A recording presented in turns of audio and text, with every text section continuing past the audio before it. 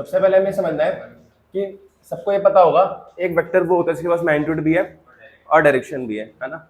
अगर मान लो कोई फोर्स है, अगर सिर्फ और सिर्फ मैं मान लो मैं बोल रहा हूँ 5 न्यूटन ईस्ट, इसका मतलब ये है कि मैग्नीट्यूड तो क्या हो गया, मैग्नीट्यूड मतलब अमाउंट 5 न्यूटन हो गया और ईस्ट क्या हो इसकी डायरेक्शन हो गई। तो डायरेक्शन को ईस्ट वेस्ट ऐसे लिखते हैं या एक्स वाई जेड करके लिखते हैं कि एक्स में लग रही है वाई में लग रही है। या फिर जो डायरेक्शन है या तो तुम उसको ईस्ट वेस्ट नॉर्थ साउथ के फॉर्म में लिख लो, या तुम x axis plus positive axis minus negative x axis positive axis negative axis ऐसे लिख लो। और फिर इसमें हम उसको कैसे लिखते हैं, आई कैप जे कैप। अगर डायरेक्शन एक्सिस की तरफ है तो मैं उसको उसका क्या लगा दूंगा, आई कैप, है ना। ये सब बता रखा है ना मैंने कि अगर पॉजिटिव एक्स की तरफ है तो ये आई कैप होगा, नेगेटिव एक्स की तरफ है तो, और ऊपर की तरफ है तो जे कैप, और नीचे की तरफ है तो, और जेड एक्सिस में है तो के कैप। एक्स के देखो इसके लिए ध्यान रखना, एक्स के लिए आई कैप होता है, वाई के लिए जे कैप होता है और जेड के लिए। मान लो कोई फोर्स 5 न्यूटन एक्स में लग रही है, 5 न्यूटन वाई में लग रही है और 5 न्यूटन ही के में लग रही है, तो क्या लिखूंगा 5 आई कैप प्लस 5 जे कैप प्लस 5 के कैप। मतलब वो क्या बताएगा कि 5 एक्स में लग रही है, 5 वाई में और 5 जेड में। और ऐसा हो सकता है कि तुम तीनों डायमेंशन में फोर्स लगा पाओ, बिल्कुल हो सकता है। जैसे मान लो इसमें मैं कोई थ्रेड लगाऊं और थ्रेड से तिरछा खींचू, मान लो उसको तिरछा खींच रहा हूं तो उस तिरछे की वजह से एक फोर्स एक्स में भी होगी, एक फोर्स। इसके अलावा तुम्हें ये पता होना चाहिए कि मान लो कोई भी वेक्टर है, वेक्टर को ऐसे रिप्रेजेंट करते हैं, इसकी जो लेंथ होती है इसका मैग्नीट्यूड होता है ना। तो मान लो ये एंगल बना रहा है 30 और ये 5, ये x जो इधर होगा वो x होगा, तो ये वाला कंपोनेंट क्या होता है 5 और सामने वाला क्या होता है, ठीक है। तो अगर ये मान लो ये वेक्टर है, वेक्टर को कैसे रिप्रेजेंट करते हैं कि मान लो ये फोर्स वेक्टर है तो f सिंबल और इसके ऊपर ये साइन, ये क्या बताएगा, ये वेक्टर है। तो f वेक्टर क्या होगा, इसका 5 cos थीटा कंपोनेंट किस में है, आई कैप में, और 5 sin थीटा किस में है, जे कैप में। cos थीटा की वैल्यू सबको पता ही है, ये सब समझ आ रहा है ना। तो मतलब जैसे हम ये कंपोनेंट्स का मतलब सबको पता होगा, जैसे 7 को मैं 4+3 ले सकता हूँ, 2+5 ले सकता हूँ, 6+1 ले सकता हूँ। ऐसे किसी वेक्टर को, जो वेक्टर इधर की साइड है, इसको मैं ऐसे कंपोनेंट में ब्रेक कर सकता हूँ जिसका वेक्टर सम मुझे वो वेक्टर मिलेगा। वेक्टर सम अलग होता है और अलजेब्रिक सम अलग होता है, बता रखा है मैंने। वेक्टर सम के लिए ट्रायंगल्स ऑफ वेक्टर एडिशन और parallelogram law of vector addition लगता है, ये तुम्हें नहीं पता, बाद में सीख जाओगे।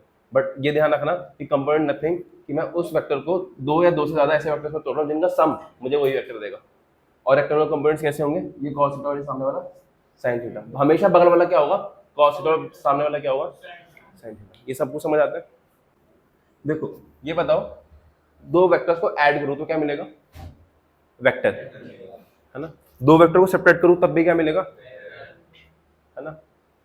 पर दो वेक्टर को मल्टीप्लाई करूं तो they are two type of multiplication, one is dot product and other one is vector multiplication. ऐसे नहीं होते कि एक वेक्टर 2 है दूसरा वेक्टर 3 है, 2 into 3 करके 6 कर दिया, ऐसा नहीं होता।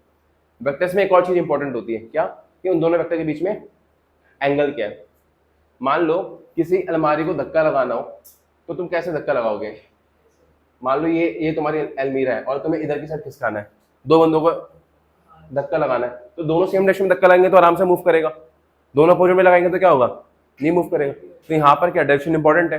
दूसरा, कोई ऊपर चढ़ के नीचे की साइड धक्का लगाएगा तो मूव करेगा, है दोनों सेम डायरेक्शन में खड़े होके पीछे अलमारी के। तो इसमें क्या है, ये सब क्या है, जैसे इन दोनों के बीच में एंगल कितना बन रहा है, 0। अगर एक ऐसे लगाए और एक ऐसे लगाए तो कितना बन रहा है, 90। तो angle between vectors is important, ठीक है। तो आज हम मल्टीप्लिकेशन ऑफ वेक्टर्स पढ़ने वाले हैं, ठीक है।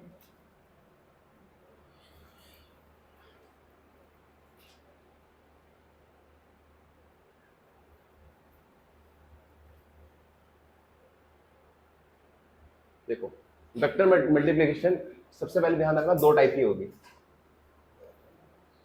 सबसे पहले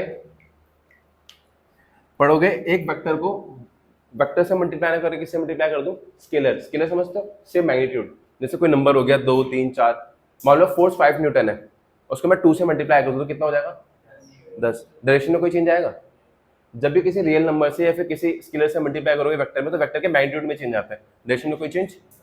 तो सबसे पहला है कि multiplication of vector by a scalar multiply by vector. इसमें क्या होता है कि डायरेक्शन क्या रहेगी, डायरेक्शन सेम रहेगी, जो मैग्नीट्यूड होगा only magnitude will be multiplied.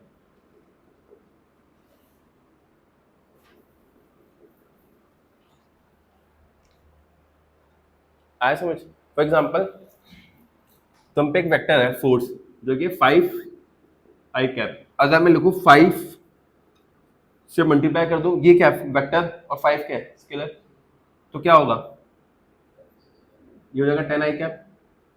मान लो तुम्हारा F2 है, वो है 5 आई कैप 5 जे कैप, और मैं 5 F2 कर दूं तो क्या हो जाएगा, 10 आई कैप प्लस, सही तो है, इसको पकड़ो ठीक है। अब मान लो तुम पे एक F3 है जो कि 5 आई कैप 5 जे कैप और 5 के कैप, और अब तुम कर दो 2 F3, अब क्या होगा, 10 आई कैप 10 जे कैप 10, हाँ ये, हाँ ठीक है। अच्छा मुझे एक बात बताओ, तुम लोगों को मैंने एक और चीज सिखा रखी है, मान लो कोई वेक्टर दे रखा है ऐसे 5 आई कैप 5 जे कैप 5, इसके पास दो चीजें, ये चीज ध्यान रखना, इसके पास दो चीजें, एक है इसका मैग्नीट्यूड और दूसरा इसका डायरेक्शन। ठीक है, मैग्नीट्यूड दूसरा डायरेक्शन। मैग्नीट्यूड रिप्रेजेंट होता है इस वेक्टर के आगे मैं मॉड लगा दूं, और डायरेक्शन रिप्रेजेंट होता है इसके ऊपर टोपी पहना दूं। इसको क्या बोलते हैं, यूनिट वेक्टर क्या बोलते हैं। अगर तुम्हें मैग्नीट्यूड निकालना है तो तुम्हें क्या करना है, जो इसका एक्स कंपोनेंट है जो आई के आगे है उसका स्क्वायर करो, प्लस जो जे के आगे है उसका स्क्वायर करो, प्लस जो के आगे है, और इन तीनों का अंडर रूट कर दो। पर अगर डायरेक्शन निकालनी है तो फिर क्या करो, डायरेक्शन निकालने के लिए क्या करोगे कि जो तुम्हारा वेक्टर है उसको उसके मैग्नीट्यूड से डिवाइड कर दो। तो वेक्टर क्या है हमारा, 5 आई कैप प्लस 5 जे कैप प्लस 5 के कैप डिवाइडेड बाय 5, तो ये क्या जाएगा, आई cap plus J cap plus के कैप। अगर इसे समझ नहीं आया तो एक एग्जांपल और ले लो कि मान लो तुम्हारा F2 है वो 5 आई कैप है, तो इसका मैग्नीट्यूड कैसे आएगा, मैग्नीट्यूड होगा अंडर रूट ऑफ 5 का स्क्वायर, कितना आएगा 5 ही आएगा। और जो डायरेक्शन होगी वो कैसे निकालोगे, वो होगा F2 कैप, वो होगा वेक्टर डिवाइडेड बाय इट्स, तो वेक्टर कितना है 5 आई कैप डिवाइडेड बाय 5, कितना आ गया, ये डायरेक्शन आई कैप भी थी। ये रिकैप दे रहा हूं बस, आगे समझ ये पता होना चाहिए। अब मल्टीप्लिकेशन ऑफ वेक्टर में हमने स्केलर मल्टीप्लाई बाय वेक्टर देख लिया, हम देखेंगे वेक्टर मल्टीप्लाई बाय वेक्टर। अब वेक्टर मल्टीप्लाई बाय वेक्टर ये दो टाइप के होते हैं, एक होता है डॉट, दूसरा होता है क्रॉस। डॉट प्रोडक्ट को स्केलर प्रोडक्ट भी बोलते हैं, क्रॉस प्रोडक्ट को वेक्टर प्रोडक्ट भी बोलते हैं। ठीक है, इसको रब कर दो, चलो ये लिख ही लेते हैं क्या। ये क्या तुम लोगों का डॉट प्रोडक्ट, और डॉट प्रोडक्ट का एक और नाम होता है स्केलर प्रोडक्ट, और दूसरा है तुम लोगों का क्रॉस प्रोडक्ट, और इसका एक और नाम होता है वेक्टर प्रोडक्ट। देखो ध्यान रखना, ये बताओ अगर मैं ऐसे लिखूं मल्टीप्लिकेशन में या ऐसे लिखूं, दोनों में कोई डिफरेंस है, कोई डिफरेंस है, कोई डिफरेंस है नहीं है, दोनों में कोई डिफरेंस नहीं है अगर ये स्केलर है। पर अगर मैं वेक्टर लिखूंगा तो यहाँ पर डॉट और क्रॉस दोनों का मतलब चेंज हो जाएगा। ठीक है, तो डॉट प्रोडक्ट और स्केलर प्रोडक्ट, अगर कभी तुम दो वेक्टर्स के बीच में डॉट प्रोडक्ट करते हो तो तुम्हें क्या मिलता है, स्केलर। तुमने मल्टीप्लाई करा, एट एंड आंसर क्या मिला, स्केलर। ये तुम्हें एग्जांपल दो, तुमने एक वर्कडन पढ़ा होगा फोर्स, तुमने 9th क्लास में वर्कडन पढ़ा है, फोर्स मल्टीप्लाई बाय डिस्प्लेसमेंट, और जैसे तुम्हें शक्लें बता रही तुमने 9th क्लास में कुछ भी नहीं पढ़ा है ना। किसी को पता है work is 4 multiply by displacement, हाँ कॉस थीटा होता है, वो 9th में नहीं पढ़ा हुआ, वो तुमने अभी पढ़ा है, पढ़ा था 9th में, क्या हुआ? हाँ तो कॉस थीटा, हाँ हाँ 11th में है वो, 9th क्लास में इतना नहीं है, वहाँ पर सिर्फ फोर्स मल्टीप्लाई बाय डिस्प्लेसमेंट है।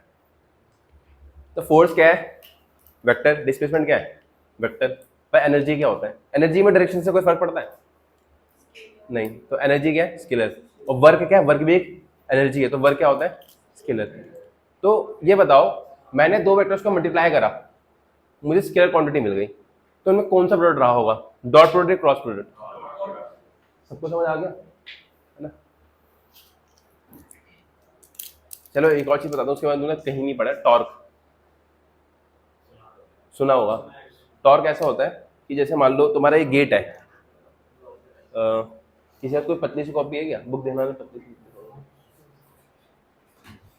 ना? अब मैं इन गेट पे एग्जांपल क्यों नहीं ले रहा, क्योंकि स्लाइडिंग गेट्स हैं। हिंज वाले गेट होते हैं, मान लो ये हिंज लगा हुआ है और यहाँ पर मुझे खोलना है इसको, तो कैसे खुलेगा ये? ऐसे। तो ये इसका हिंज हो गया, जहां मैं फोर्स लगा रहा हूँ वो फोर्स कैसे है? इस पॉइंट पे ऐसे। पर इस पॉइंट से इधर की साइड ये क्या है? पोजीशन वेक्टर, मतलब जहां मैं फोर्स लगा रहा हूँ वहां से डिस्प्लेसमेंट कितना है? डिस्प्लेसमेंट है। फोर्स लगाया मैंने तो ये क्या करता है? घूमता है। ये बताओ, अगर मैं पास में फोर्स लगाऊंगा, अगर फोर्स में पास में कर देता हूँ तो इसको घुमाना, ज्यादा फोर्स लगाना पड़ता है, मुश्किल होता है पास से, पता है बात? यही चीज टॉर्क है, rotating effect of force. Torque torque है, जैसे ये मल्टीप्लाई फोर्स इनटू डिस्प्लेसमेंट है ना, टॉर्क भी मल्टीप्लिकेशन है दो वेक्टर्स का, एक है फोर्स, दूसरा पोजीशन वेक्टर।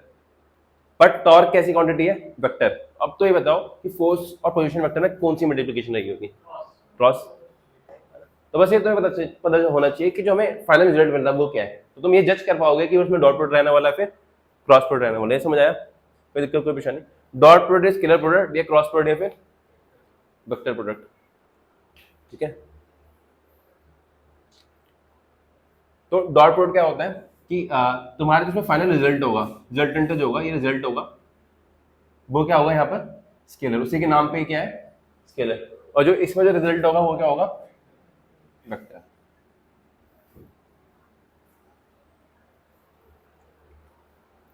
ठीक है। ये रिप्रेजेंट होता है, जैसे दो वेक्टर्स को मल्टीप्लाई करो, रिप्रेजेंट होता है ए डॉट बी से, और ये रिप्रेजेंट होता है ए क्रॉस बी से।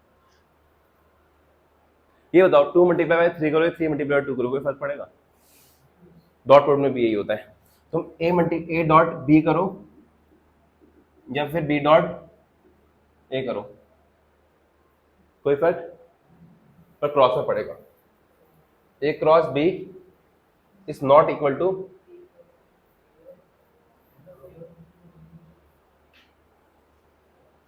अच्छा, कोई बता सकता है ये चीज क्या होती है? तुम ए प्लस बी या फिर बी प्लस ए लिख सकते हो, 2 प्लस 3 को 3, कोई नाम होता है इसका? नहीं, डिस्ट्रीब्यूटिव नाम नहीं होता है, कॉम्यूटेटिव। इसको क्या बोलते हैं? Commutative law. तुम उल्टा करो तभी सेम रिजल्ट रहे, 2 प्लस 3 लिखो, 3 प्लस 2 लिखो, दैट इज कॉम्यूटेटिव लॉ। तो मैं बोल सकता हूँ कि dot product holds commutative property, कह सकता हूँ ना? ठीक है। कोई दिक्कत, कोई परेशानी? डॉट प्रोडक्ट समझ आ रहा है? अभी कैसे करता बताऊंगा, पहले प्रॉपर्टी लिख लो। ये कौन सी प्रॉपर्टी है? कॉम्यूटेटिव। दूसरी प्रॉपर्टी है डिस्ट्रीब्यूटिव। डिस्ट्रीब्यूटिव प्रॉपर्टी कैसी है? डिस्ट्रीब्यूटिव प्रॉपर्टी कैसी होती है? मान लो तुम्हारा b प्लस सी, दो वेक्टर्स को प्लस करा तो तुम्हें फाइनल आंसर क्या मिलेगा? दो वेक्टर्स को प्लस करके वेक्टर ही मिलेगा। इसका रिजल्टेंट आएगा, उसके साथ मैंने ए को क्या कर दिया? डॉट कर दिया। इन दोनों रिजल्टेंट क्या मिलेगा? वेक्टर। और वेक्टर के बीच में डॉट प्रोडक्ट क्या मिलेगा? स्केलर। अगर मैं इसको खोलूं तो कैसे आएगा? ये आएगा A dot D plus A dot, ये कौन सा लॉ है? डिस्ट्रीब्यूटिव।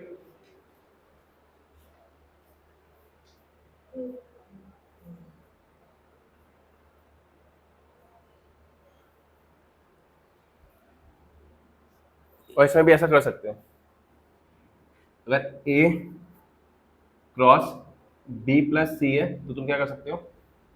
ए क्रॉस बी प्लस ए क्रॉस। अच्छा एक बार बताओ, यहाँ पर ऐसा कर सकते हो कि मैं तो यहाँ पर ऐसा कर सकता हूँ ना, मैं ए डॉट बी करा, ए डॉट सी करा, यहाँ पर मैं ए dot C C dot A ले सकता हूँ। कोई ऐसा कर सकता है कि ए क्रॉस बी की जगह यहाँ पर बी क्रॉस ए उल्टा कर दे? ये पॉसिबल नहीं है यहाँ पर। ठीक है, आया समझ? कोई दिक्कत, कोई परेशानी? तो दोनों के दोनों डॉट प्रोडक्ट कम्यूटेटिव लॉ को होल्ड करता है पर क्रॉस नहीं करता है, और दोनों के दोनों जो डिस्ट्रीब्यूटिव लॉ है उसको होल्ड करते हैं। कोई दिक्कत, कोई परेशानी? आप डेफिनेशन समझना है दोनों की। अब ये मत पूछना है कि ये क्यों डिफाइन कर रहा है, यहाँ पर कॉस थीटा क्यों है, यहाँ पर साइन थीटा क्यों है, मैथमेटिकली ऐसे ही डिफाइंड है ना।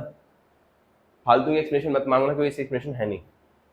लास्ट ईयर किसी टीचर ने बोली थी अपने बच्चों की, अपने फेस वाले टीचर से पूछना, उन्होंने जो इसकी एक्सप्लेनेशन दी थी बड़ी घटिया थी, कोई एक्सप्लेनेशन नहीं है ऐसी, ऐसे ही डिफाइंड होता है डॉट प्रोडक्ट। अगर किसी वेक्टर के बीच में डॉट प्रोडक्ट कर रहे हो, मान लो ए डॉट बी कर रहे हो, तो इट इज ए का मैग्नीट्यूड बी का magnitude into cos theta, where theta is the angle between A vector and B vector. ये ऐसे ही डिफाइंड है, ठीक है। और क्रॉस कैसे डिफाइंड होता है, ए क्रॉस बी कर रहे हो तो ए क्रॉस बी, इसको कैसे डिफाइन करते हैं, ए बी साइन थीटा। अभी बोला था मैंने, अभी बोला था मैंने, अभी बोला था मैंने।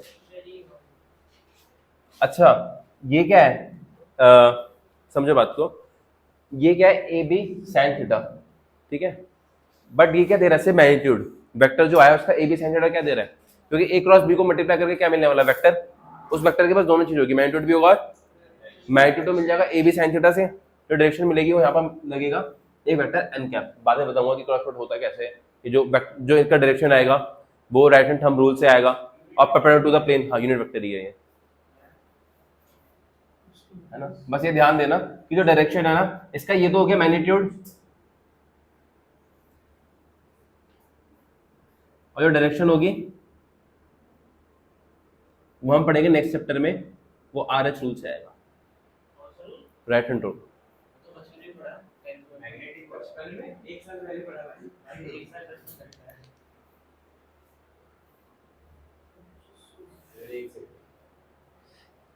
या बोलोगे तो बताओ डॉट प्रोडक्ट क्रॉस प्रोडक्ट एक साथ ही करवा दूं, करा दूं, तो एक चैप्टर में नहीं कराऊंगा, रोटेशन में पढ़ते हैं वैसे क्रॉस प्रोडक्ट। ऐसा कुछ है नहीं क्रॉस प्रोडक्ट, वो भी आसान ही है, डॉट प्रोडक्ट ज्यादा आसान है, बस करा दूं क्रॉस प्रोडक्ट एक साथ, डॉट और क्रॉस।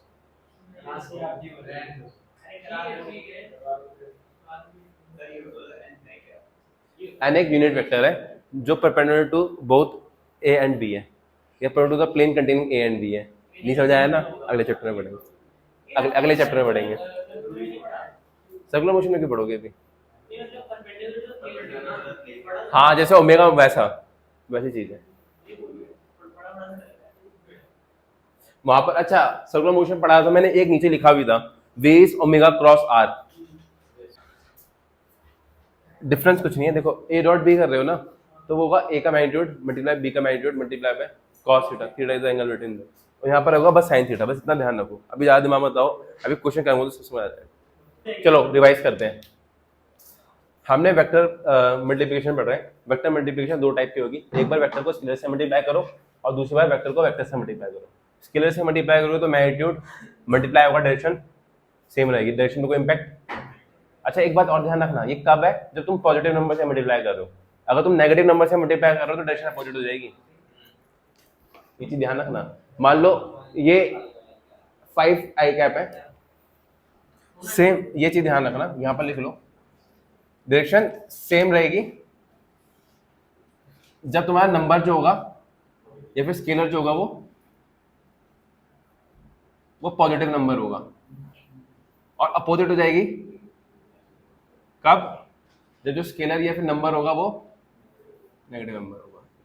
एग्जाम्पल के लिए 5 आई कैप है, मान लो तुम यहाँ पर F2 लिख दो, 5 पर मल्टीप्लाई कर दो -5 से, -5 से मल्टीप्लाई हो क्या जाएगा -10 आई कैप, और इसे कैसे इंटरप्रेट करेंगे, 10 माइनस आई कैप। माइनस आई कैप का क्या मतलब है, नेगेटिव एक्स एक्सिस, मल्टीप्लाई हो गया और डायरेक्शन क्या हो गई, पॉजिटिव हो गई। आया समझ? उसके बाद आता तुम्हारा कि फिर हमने पढ़ा vector multiply vector. Vector multiply vector में दो टाइप के मल्टीप्लिकेशन है, एक है डॉट प्रोडक्ट, दूसरा है क्रॉस। डॉट प्रोडक्ट का एक और नाम होता है स्केलर प्रोडक्ट, और क्रॉस प्रोडक्ट का एक और नाम होता है, अगर डॉट प्रोडक्ट दो वेक्टर्स के बीच में डॉट प्रोडक्ट कर रहा हूं तो क्या मिलेगा मुझे, दो वेक्टर्स के बीच में क्रॉस प्रोडक्ट कर रहा हूं तो क्या मिलेगा मुझे, दोनों में डिफरेंस क्या होता है, क्या दोनों कम्यूटेटिव लॉ को होल्ड करते हैं? कौन करता है कौन नहीं करता? डिस्ट्रीब्यूटिव, ठीक है। किसमें कॉस थीटा आता है? किसमें साइन थीटा आता है? अबे राइट लेफ्ट क्या कर रहा है, नाम ले ले। आया समझ? कॉस थीटा साइन थीटा की कोई एक्सप्लेनेशन? चुपचाप जैसे बोला वैसे।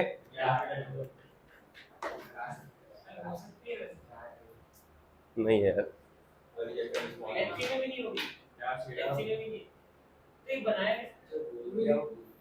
मैथमेटिकली मैं तुम्हें इसका सोच दूंगा कि क्यों बनाया ऐसा, मैं दे सकता हूँ वो सोच, थिंकिंग क्या है इसके पीछे, समझ रहे हो?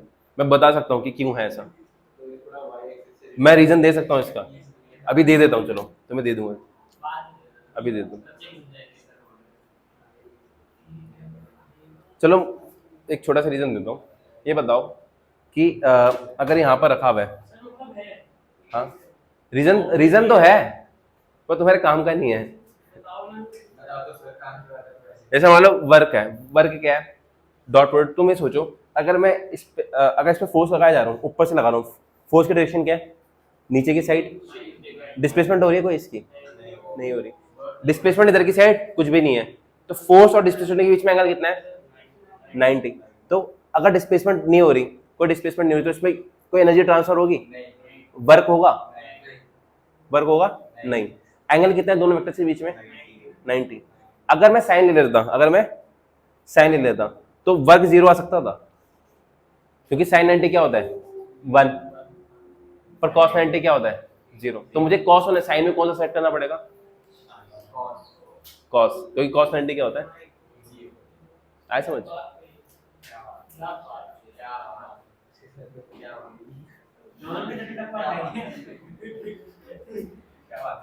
तुम खुद सोचो, अगर कभी भी तुम्हें किसी के कभी एनर्जी ट्रांसफर करनी होगी, जिसको मूव कराना होगा, तुम इधर मूव कराना चाहते हो, तुम फोर्स भी इधर की साइड लगाओगे, क्योंकि उस टाइम जो एनर्जी ट्रांसफर होगी वो मैक्सिमम होगी, क्योंकि एंगल क्या है दोनों के बीच में?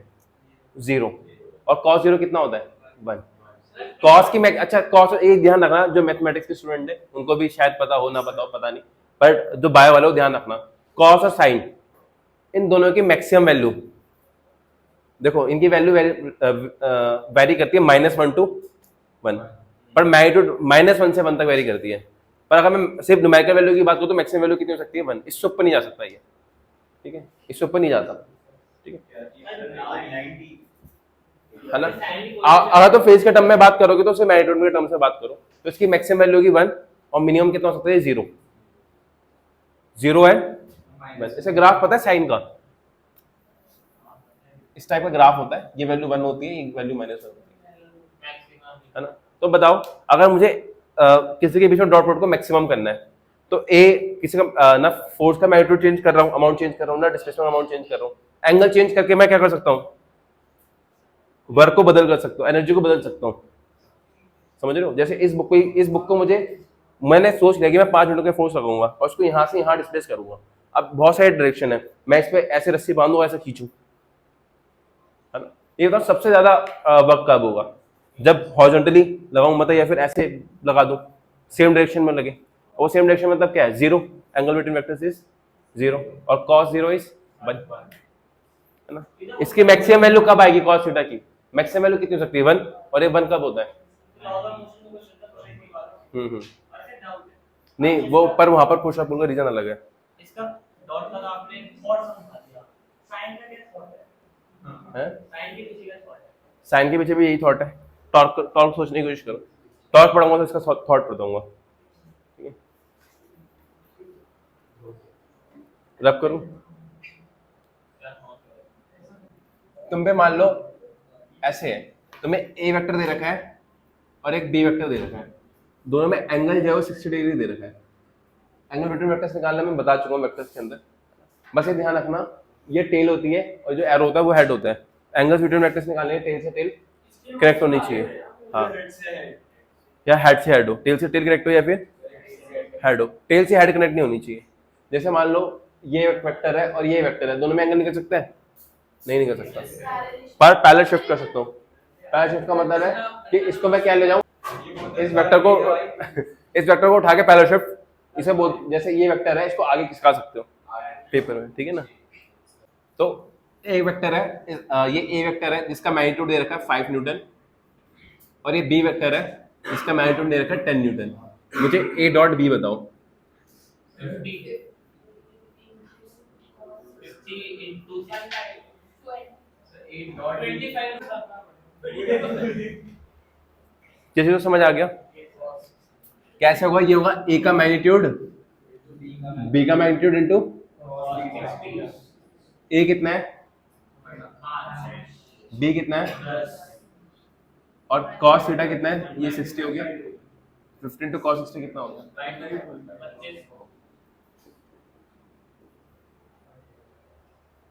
ये समझ आया?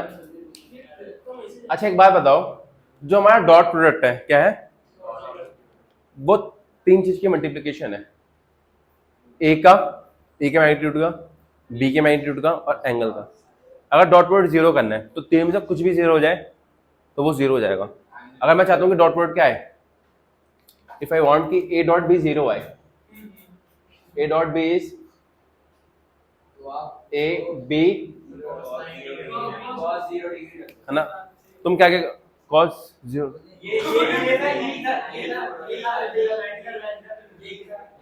अगर मैं चाहता हूं कि ए डॉट बी जीरो, तो इसका मतलब ये तो इन तीनों में से कोई भी ना कब आएगा, तीनों में से कुछ भी जीरो हो जाए, या तो ए का मैग्नीट्यूड जीरो हो जाए, या बी का मैग्नीट्यूड जीरो हो जाए, या थीटा कितना हो जाए।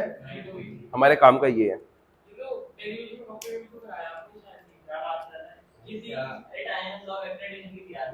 अच्छा वो भी होना चाहिए, मेरे को लगा नहीं सर कहीं से भी कॉन्सेप्ट डाल दे रहे, क्या मतलब क्या आ गया नहीं हो भाई, क्वेश्चन में कुछ भी ले जाता है यार, क्या बता सकते। ये ध्यान रखना, अगर किसी डॉट प्रोडक्ट के बीच में जैसे वर्क है, मुझे चाहिए कि वर्क डन जीरो है, फोर्स भी है डिस्प्लेसमेंट भी है, फोर्स भी, और अगर फोर्स की कोई वैल्यू और डिस्प्लेसमेंट की वैल्यू है तो उनका मैग्नीट्यूड की वैल्यू जीरो, तो कब वर्क डन जीरो आएगा? जब दोनों के बीच में एंगल कितना हो। जैसे फॉर एग्जांपल मैं इस पे फोर्स लगा रहा हूँ और लगा रहा हूँ भाई, पर डिस्प्लेसमेंट क्या है जीरो, तो इसमें वर्क क्या है जीरो, ठीक है, आया समझ। पर मान लो मैं इस पे फोर्स लगा रहा हूँ, चलो बाद में समझाऊंगा ये चीज, उसमें तुम घूम ना जाओ नहीं, अभी रुक जाओ। चलो मैं इधर फोर्स लगा रहा हूँ ऊपर की साइड और इधर से पुल कर रहा हूँ, ठीक है। मेरे पास दो फोर्स है, एक फोर्स है ये वाली, एक फोर्स है नीचे वाली, और ये डिस्प्लेसमेंट इधर की साइड ले रहा है, ठीक है। तो ऊपर वाली फोर्स और डिस्प्लेसमेंट में कितना एंगल है, तो इस फोर्स की वजह से वर्क डन कितना है, पर ये चल किस वजह से रहा है, दूसरे वाले फोर्स की वजह से। ये समझ आ गया, ठीक है। तो dot product between two vectors is zero when, हाँ, when either A is zero और बी इज जीरो और एंगल बिटवीन देम इज 90। आगे समझ, कोई दिक्कत कोई परेशानी? मेन क्या है कि दो वेक्टर के बीच, अगर मैं बोलूं दो वेक्टर के बीच में डॉट प्रोडक्ट जीरो है तो दोनों के बीच में एंगल कितना होना चाहिए 90। ये याद रखना है, ठीक है ना, ये याद रखना है। मैं बोल रहा हूँ दो वेक्टर के बीच में अगर डॉट प्रोडक्ट जीरो है, मतलब उसका स्केलर प्रोडक्ट जीरो है, वो कब होगा? जब दोनों के बीच में एंगल कितना होगा,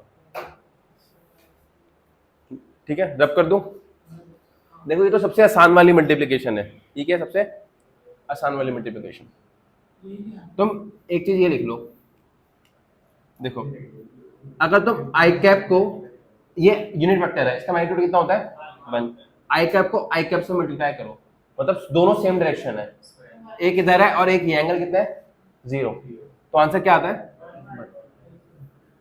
जे कैप को जे कैप से करो तो भी क्या आता है?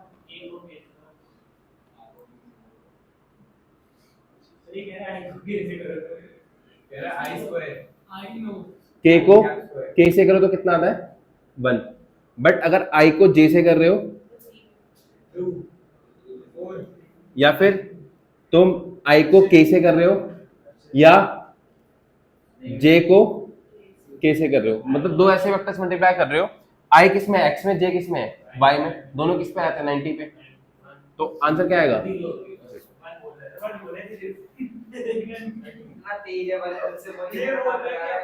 अच्छा अगर मैं इसको उल्टा कर दूं,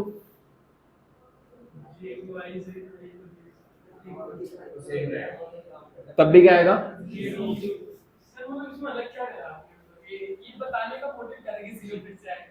भाई कोई हाँ ठीक है।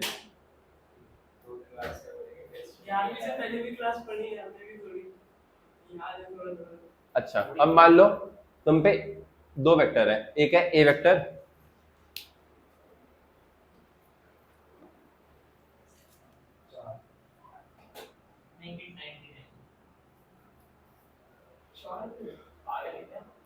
मान लो तुम पे एक वेक्टर है ए वेक्टर जो कि है I cap plus 2j cap plus 3k cap, और एक बी वेक्टर है जो कि तुम्हारा 5i cap 5j cap 5k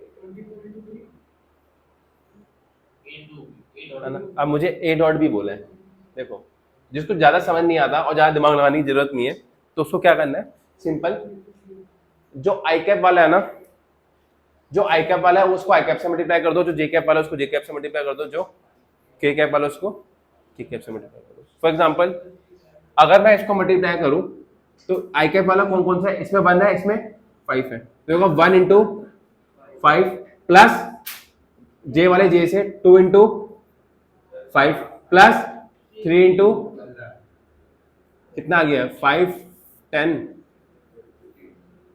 कितना हो गया भाई, आगे समझ, कोई दिक्कत कोई परेशानी। अब मान लो किसी में दिक्कत होती है, बोलता है कि भाई मुझे करके दिखाओ प्रॉपर, तो कैसे होगा I cap plus 2j cap plus 3k cap, A dot भी कर रहा हूं ना मैं, dot 5i cap plus 5j cap plus 5k cap, तो क्या होगा, पहले होगा देखो डॉट लगा हुआ है 1 into I dot 5i cap, फिर I dot 5j cap plus I dot 5 plus यहां से आएगा 2j cap dot 5i cap 2j cap dot 5j cap plus 2j cap dot 5K sir अब भी टाइम है, इस क्वेश्चन के अलावा छोटा दे दो थोड़ा। 3k कैप से मल्टीप्लाई करूंगा तो जाएगा 3k cap dot 5i cap plus 3k cap dot plus 3k cap dot, पर ध्यान रखना तुम्हारी ये आई डॉट जे क्या होता है 0, तो ये चीज 0 होगी, ये भी 0 हो जाएगी, ये चीज भी 0 हो जाएगी, ये 0 होगा, ये 0 होगा, बचे कौन से,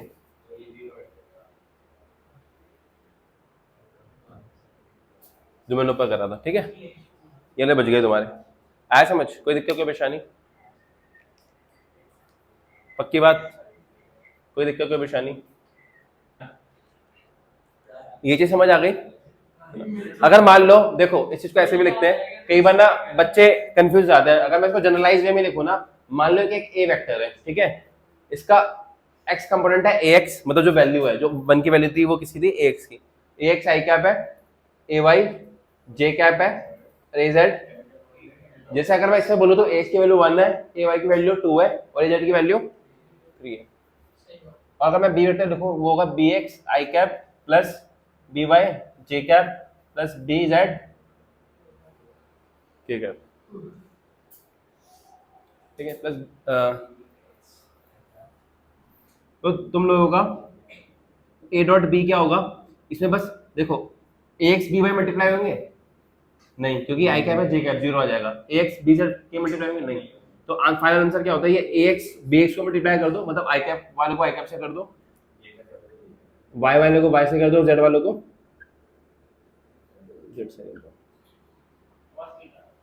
ठीक है, आगे समझ, कोई दिक्कत कोई क्वेश्चन, कॉस थीटा नहीं आएगा भाई, सीधा मल्टीप्लाई करो तो नहीं आएगा।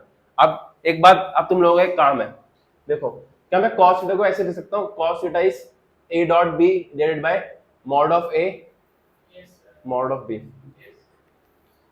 ये मार्क कर लो, दिस फॉर्मूला इज इंपॉर्टेंट। क्या इन दोनों वेक्टर के बीच में कॉस थीटा निकाल सकते हो तुम लोग, निकालो, कहूँ कि मेरा मुझे कॉस थीटा निकालना है, क्या निकालना है, कॉस थीटा, तो कॉस थीटा क्या होगा, A dot B divided by mod of A mod of, अभी मैंने सिखाया था ए डॉट बी तो हमारा आ चुका है, कितना आ चुका है 30, मॉड ऑफ ए क्या होगा, मैंने भी सिखाया था, किसी वेक्टर का अगर मैग्नीट्यूड निकालना है तो उसके एक्स कंपोनेंट का स्क्वायर प्लस प्लस तो कितना हो गया ये √14। बी का मॉड कैसे आएगा, वो होगा √5 का स्क्वायर प्लस 5 का स्क्वायर प्लस ये कितना हो जाएगा 5√, ये हुआ ना 5√3, ठीक है।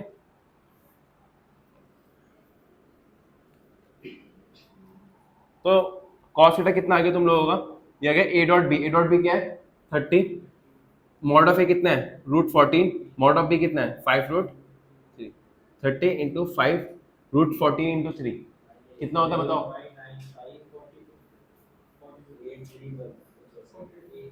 ऐसा कुछ आएगा, ठीक है। इसको लिख सकते हो 6/√42,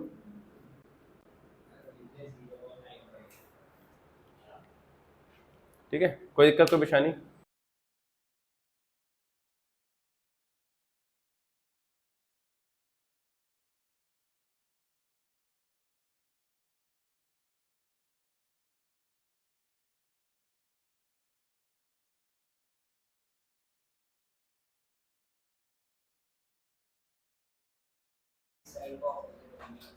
एंड बी वेक्टर,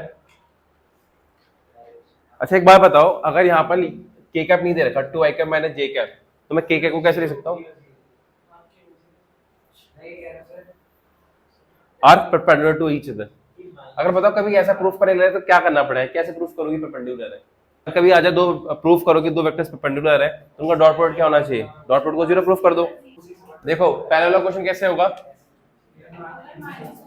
ये I cap plus 2j cap minus K cap, और बी वेक्टर कैसे है I cap plus J cap minus 2k cap. तो यहाँ पर ए डॉट बी क्या होगा, ए डॉट बी कैसे निकालोगे, 1 से 1 इसका x 1 है, 2 को किसे मल्टीप्लाई करना है 1 से, और यहाँ पर क्या प्लस -1, बच्चों की तरह करके दिखाऊं क्या, x की वैल्यू 1 है a y की वैल्यू 2 है ना। a डॉट बी कितना आ गया 1 प्लस 2 प्लस दैट इज 5।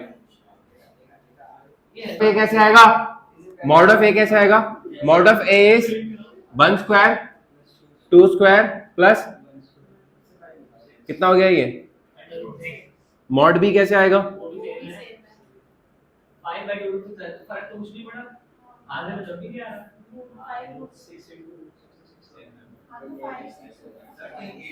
अब पता गड़बड़ा कहाँ हुई है, गड़बड़ हुई है यहाँ पर, गड़बड़ यहाँ पर है।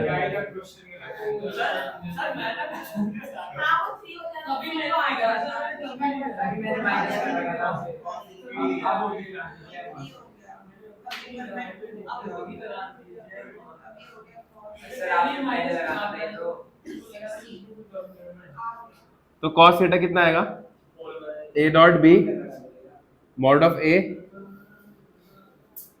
और ये कितना हो गया A dot B is 4, mod of A is √6,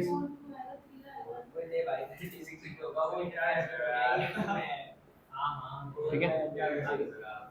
तो कितना का 3 √6 इंटू √6 6, तो कितना आ गया 1/2, तो cos थीटा 1/2 आया, मतलब ये किसका होगा,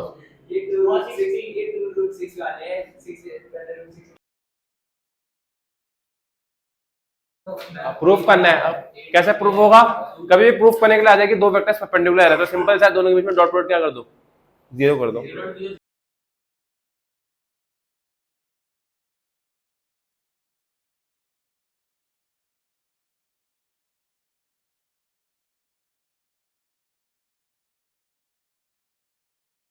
तीसरा क्वेश्चन भी करके दिखाओ जरा एक बार।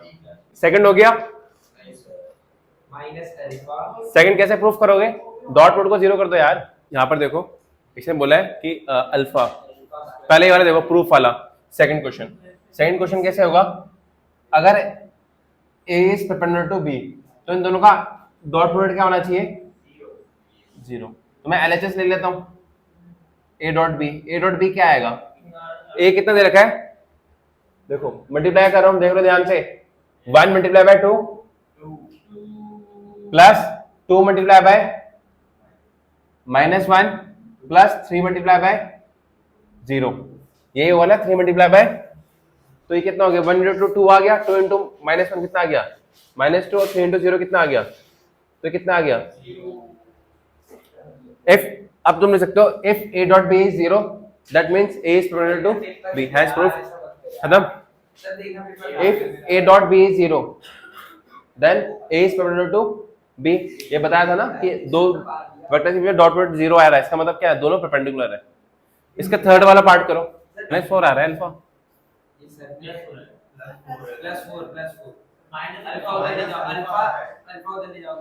-4 नहीं आ रहा। अरे किसका आ गया थर्ड क्वेश्चन, क्या है, कहाँ पर, अच्छा यहाँ पर, सबको समझ आ गया।